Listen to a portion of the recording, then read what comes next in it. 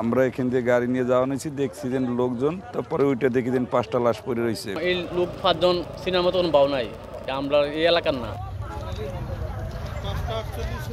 Rail লাইনের পাশে বিচ্ছিন্নভাবে পড়ে আছে 5 জনের মরদেহ, মেলেনি কোনো পরিচয়। পুলিশের ধারণা, সোমবার ভোরে চট্টগ্রাম থেকে তুর্না নিশিতা এক্সপ্রেস ট্রেন ঢাকা যাচ্ছিল।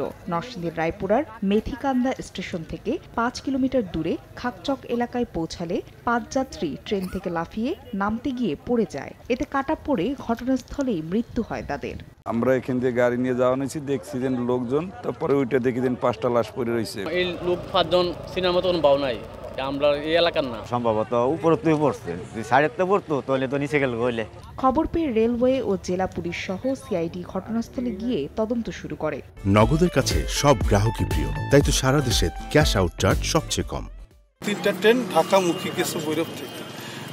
সম্ভবত 3টা ট্রেনের থেকে কোনো একটা ট্রেনে হয়তো ঘটনাটা ঘটে থাকতে পারে বলে আমরা ধারণা করতেছি। আমরা প্রাথমিকভাবে ধারণা করতে ট্রেনে কাটা পড়েই এটা মারা গেছে। তারপর সবগুলো বিষয় মাথায় রেখে আমরা তদন্ত করছি। পরিধীয় বস্ত্র থেকে মনে হচ্ছে তারা প্রান্তিক মানুষ, খেটে খাওয়া মানুষ।